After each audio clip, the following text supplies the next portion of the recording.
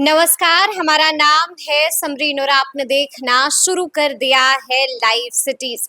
देखिए, इस बार का बिहार विधान मंडल का मॉनसून सत्र छोटा रहा लेकिन काफी हंगामेदार रहा और आपने देखा कि मॉनसून सत्र के दौरान राजद को बड़ा झटका भी लगा। सुनील सिंह की सदस्यता रद्द कर दी गई, जिसके बाद आपने देखा कि राजद वाले काफी बमक गए, चीख चीख कर कहने लगे कि अब हम कोर्ट भी जाएंगे। तो ऐसे में अब बड़ा सवाल उठता है कि अगर मामला कोर्ट जाता है तो क्या सुनील सिंह को राहत मिलेगी, क्या सुनील सिंह की सदस्यता बहाल हो जाएगी?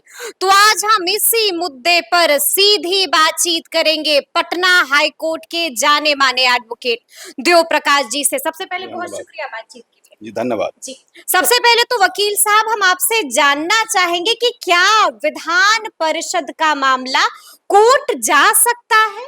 नियम कानून क्या कहते हैं?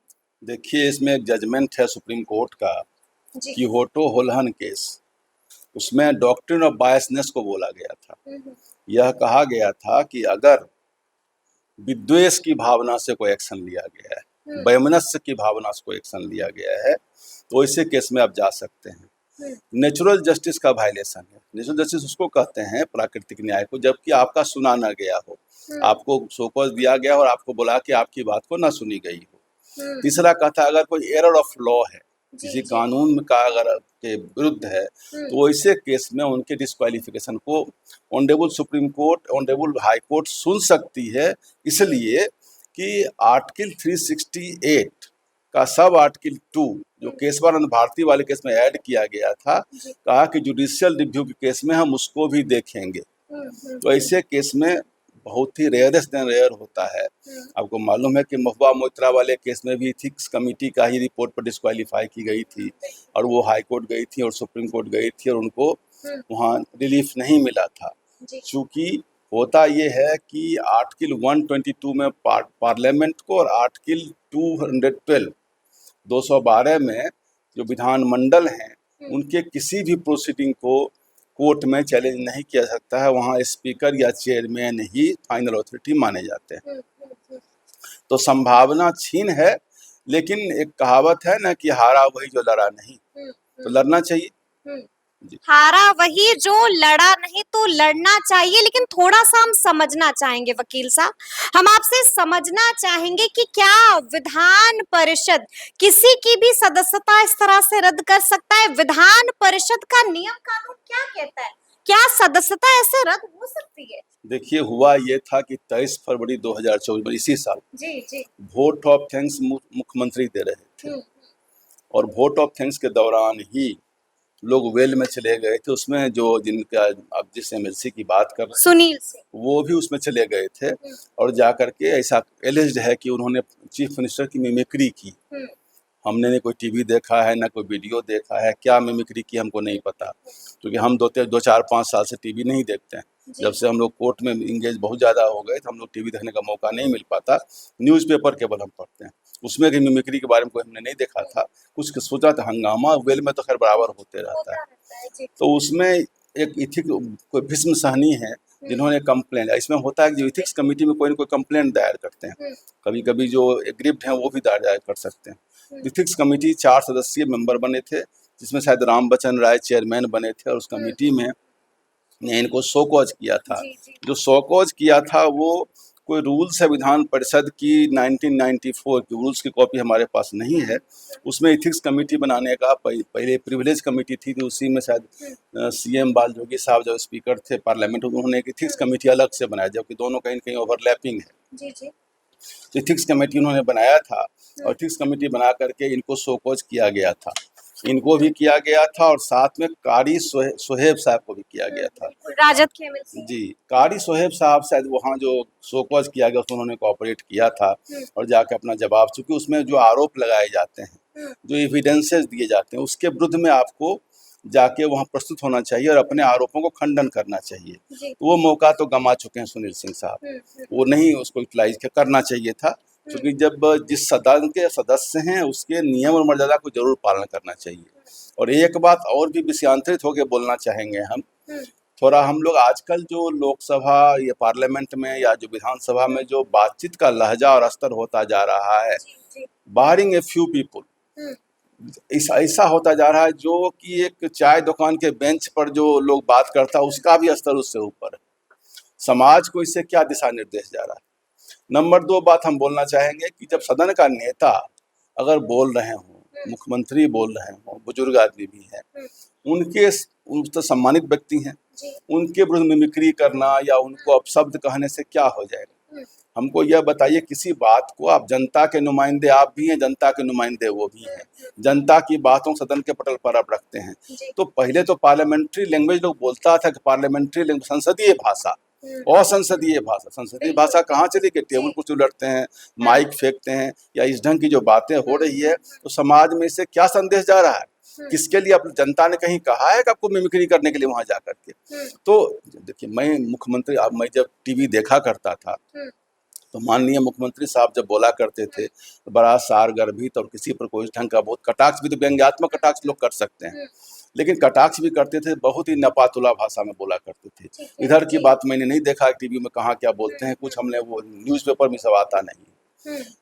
पार्लियामेंट में अगर सबसे अच्छा बोलने वाले में कहा जाएगा तो उस समय जो एक नाम तो बड़ा अनकंटेस्टेड है, श्री अटल बिहारी वाजपेयी, जो व्यंग भी करते थे, लोग को चोट भी नहीं लगता था। या सोमनाथ चटर्जी साहब थे, चंद्रशेखर सिंह साहब थे, ऐसे बहुत सारे लोग थे जिन्होंने अपनी भाषा की मर्यादा को रखी है। आज भी लोग रख सकते हैं, जो बात वो कहना चाहते हैं वो भाषा की कहीं कहीं दरिद्रता हमको नजर आ रही है। अच्छा वकील साहब, थोड़ा सा हम आपसे ये भी समझना चाहेंगे कि सदन के नेता यानी कि मुख्यमंत्री नीतीश कुमार की मिमिक्री करके क्या बड़ा जुर्म कर दिया है सुनील सिंह ने? क्या ये इतना बड़ा जुर्म है कि उनसे जो है इस बात से उनकी सदस्यता भी चली गई? देखिए, इसमें जो या फिर जो टीका टिप्पणी किया है, इसमें जो निर्णायक जो होते हैं वो चेयरमैन ही सभापति होते हैं विधान परिषद के, उन्हीं को अधिकार दिया गया है। और इथिक्स कमेटी बनी हुई है। मैंने शुरू में ही कहा कि आर्टिकल 212 में उनको इवन के प्रोसीजरल इरेगुलरिटी से भी मैंने एमनेस्टी दिया हुआ है कि आप कुछ भी करें तो भी उनकी बातों को किसी कोर्ट में नहीं ले जाया जा सकता है। लेकिन मैंने आपको शुरू में ही कह दिया कि वो जो जजमेंट मैंने कहा कि कोई क्योटो होलन वाला केस है, जिसमें कि ऑनरेबल सुप्रीम कोर्ट ने आर्टिकल 368 में कहा कि अगर इस ढंग की शिक्षा इनजस्टिस होता है तो आदमी मालाफाइड्स और वायलेशन ऑफ नेचुरल जस्टिस और एरर ऑफ लॉ के बेस पर वो जा सकते हैं, इतना ही ग्राउंड बनता है। रामबली सिंह वाला केस भी जो एमएलसी शायद थे, वो शायद जदयू के ही थे, हाँ, तो उनका जो हुआ था वो शेड्यूल 10 के हिसाब से हुआ था, एंटी डिफेक्शन लॉ पर हुआ था। Anti defection law constitutional provision है। इथिक्स कमेटी का रूल जो है वो लेजिस्लेटिव काउंसिल का रूल है, पार्लियामेंट द्वारा बनाया हुआ रूल नहीं है। डिस्क्वालिफिकेशन यह भी लिखा हुआ है कि any law performed by the parliament, यह भी लिखा हुआ है। तो मैं जरा एथिक्स कमेटी के रूल 1994 को देख लूँ उसमें क्या विधि शक्ति है। लेकिन आपको हम बता दें कि 65% इसमें कोई उम्मीद नहीं है किसी भी कोर्ट से रिलीफ मिलने का। 65% उम्मीद नहीं है कोर्ट से रिलीफ मिलने का, चूंकि इसलिए कि मैंने महुआ मोइत्रा वाला केस पढ़ा है जी। लेकिन चूंकि ये इथिक्स कमेटी द्वारा किया गया है, हाँ। और एक बात नेचुरल जस्टिस का भी मैंने कहीं अखबारों में पढ़ा कि नेचुरल जस्टिस की बात ये कर रहे थे, उसका हमको, जबकि इनको मौका तो मिला होगा, ये उसका सदुपयोग नहीं किए होंगे। लेकिन अगर कोई इंटरवेनिंग रीजन रहा, उसमें बीमार थे या कहीं ऐसा जगह इंगेज थे या देश से बाहर थे जिस कारण से ये नहीं कर पाए, तो इन बातों को ले जाकर सब हाई कोर्ट में जा सकते हैं, सुप्रीम कोर्ट में भी जा सकते हैं। और जब राजनीति में हैं और बोलने का शौक रखते हैं तो मैंने वही कहा कि हारा वही जो लड़ा नहीं, लड़ना चाहिए उनको भी। लेकिन मैं साथ साथ में एक बात यह भी कहना चाहूँगा कि सदन की मर्यादा और सदन के नेता के असम्मान में किसी को भी कुछ नहीं करना चाहिए। यानी कि सदन के नेता के खिलाफ टीका टिप्पणी नहीं चलेगी। टीका टिप्पणी व्यंग तो कर सकते हैं, विपक्ष में है, मिमिक्री नहीं चलेगी। अब इस ढंग असम्मानित अपमानजनक रूप से नहीं करना चाहिए, ये कहीं नहीं करना चाहिए, गलत नहीं करना चाहिए। अच्छा वकील साहब, हम आपसे थोड़ा ये भी समझना चाहेंगे कि ऐसी कौन कौन सी चीजें हैं जो अगर कोई करता है तो फिर वो सावधान हो जाए, क्योंकि सदस्यता रद्द हो सकती है, सदस्यता गंवानी पड़ सकती है। देखिए, अगर इस ढंग से मैंने बताया कि आर्टिकल 194 में किसी भी सदस्य का जो अधिकार है बोलने का, व्यक्ति का अधिकार, वो सुरक्षित रखा गया है। अगर वो बोलेंगे नहीं, विरोध नहीं, विपक्ष अगर अपना काम विपक्ष सरकार के नीतियों का विरोध नहीं करेंगे, उनकी खामियों को उजागर नहीं करेंगे, तो कहीं न कहीं अपनी ड्यूटी में पीछे रह जाएंगे। वो कहा जाएगा ड्यूटी लेस है। एक कहा जाता है कंस्ट्रक्टिव अपोजिशन, तो कंस्ट्रक्टिव अपोजिशन तो होना ही चाहिए। साथ में यह भी होना चाहिए कि अगर इस ढंग की एक्टिविटी को बढ़ावा दिया गया तब तो जो भी आदमी विरोध में बोलेगा उसको हटा दिया जाएगा उससे।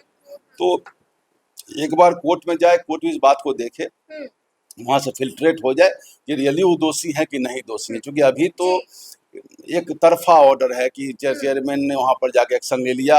और चूंकि आपको बता दें कि कई एक बार अभी जो महाराष्ट्र वाले केस में ऑनरेबल सुप्रीम कोर्ट ने भी टिप्पणी की है कि सैद्धांतिक रूप से माना जाता है कि स्पीकर, चेयरमैन, जो यहाँ लेजिस्लेटिव काउंसिल के होते हैं, ये सभी किसी पार्टी के सदस्य नहीं माने जाते हैं। और ये इनको माना जाता है कि न्यूट्रल हैं। वोटिंग का राइट भी तब मिलता है जब कहीं टाई होता है, ऐसे हालत में मिलता है। तो अर्बाइटर की भूमिका में इनको ये क्वासी जुडिशियल प्रोसीडिंग है जो इनके ऊपर चला है। तो ऐसे केस में जज की भूमिका में चेयरमैन होते हैं। लेकिन वस्तुस्थिति स्थिति ये है कि चेयरमैन की नियुक्ति, चेयरमैन का मनोनयन करना, उनको वोट से बनाना, यह काम तो रूलिंग पार्टी या जो बहुमत में जो दल रहती है, सत्ताधारी दल, वही बनाती है। तो कोई भी आदमी प्रैक्टिकली अपने जो अपॉइंटमेंट करने वाले के विरुद्ध में नहीं जाएगा, क्योंकि अपने पैर पर कुल्हाड़ी नहीं मारेगा। तो ऐसे हालत में अगर ऐसा इस ढंग की एक्टिविटी को नहीं अगर देखा जाए कानून के शिकंजे पर, तब तो कोई भी आदमी विरोध में बोलेगा, उसको पार्टी से निकाल दीजिए, वहाँ सदन से निकाल दीजिए।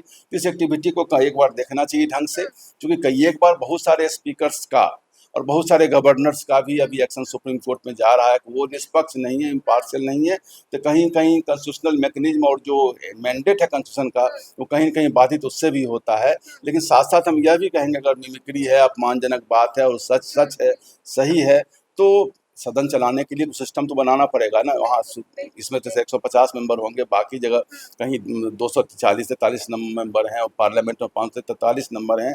तो ऐसे हालत में अगर वहाँ पर व्यवस्था नहीं की जाएगी, तब तो वहाँ पर एक रकस और हंगामा सा वातावरण हो जाएगा, जो बराबर होते हुए देखा जा रहा है। निकल रहे हैं, टेबल पीट रहे हैं, माइक उखाड़ रहे हैं। तो इस ढंग की बातें बराबर देखिए, ये कहीं न कहीं स्वीकार्य नहीं है। और सदन में कुछ अगर नियमावली ना बने कि कैसे, लेकिन दोनों पक्ष पर लागू, सत्ता पक्ष पर भी लागू होता है और विपक्ष पर भी लागू होता है। इस ढंग की भाषा, जिसे अपमानजनक भाषा किसी को हो और व्यक्तिगत चोट पहुंचती हो, इस ढंग की भाषा ना सत्ता पक्ष को बोलनी चाहिए और न विपक्ष को बोलनी चाहिए। लेकिन वकील साहब, मेरा सवाल अब भी वही है कि किन किन कारणों से सदस्यता जा सकती है?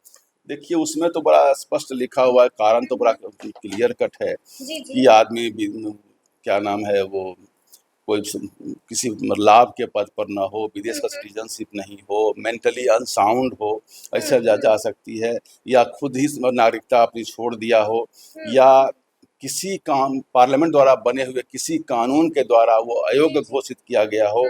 और एक नया जोड़ दिया गया है उसमें कि 10th शेड्यूल, जिसमें एंटी डिफेक्शन लॉ आता है कि दल बदलू कानून के तहत अगर उनको डिस्क्वालीफाई किया जाएगा।